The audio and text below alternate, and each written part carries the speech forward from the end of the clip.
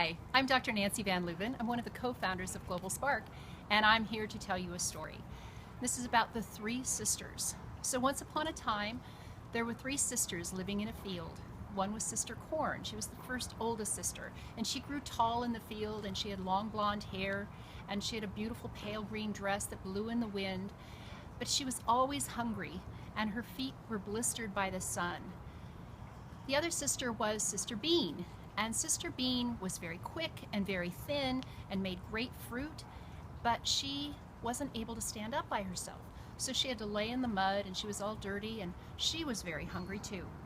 Then finally there was Sister Squash. That was the last sister. And Sister Squash was short and fat and wore an orange dress, and she was also very hungry. So you have these three sisters living out in a field, but they were very mad at each other all the time. They never worked together. In fact, they never even spoke together. And they just lived life hungry and also very lonely. So one day, Sister Bean looked up at her tall sister and said, "Can I please ask you a favor? Would you please hold me up so that I won't lay in the mud, and in turn I will give you good food?" And Sister Corn thought, cool, that's a great idea. And then Sister Squash said, wait, I have an idea too. Can I grow around your feet and shade your feet so you're not sunburned? And Sister Corn and Sister Bean said, yes, that's a great idea too.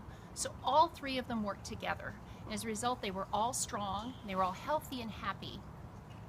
That's the story of the three sisters. And what's happened today is that story is being used by American Indian tribes, many of them, including the Oneida Nation in Wisconsin.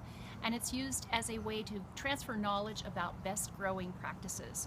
So what happens is the people will go plant corn seed in the center of a large circle. And then about 3 weeks later, they'll plant beans amidst all the little baby corn plants.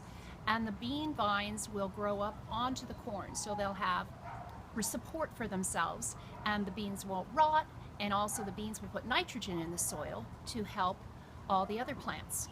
And then finally the squash, with their big orange fruit and the big green leaves, will cover the corn's feet and will keep the soil moist. So the three of them all together form a big circle.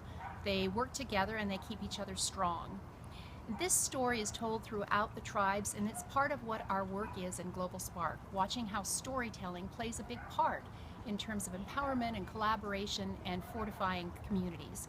So the next time you ever eat corn and beans and squash together, a lot of times we call that succotash, think of the three sisters.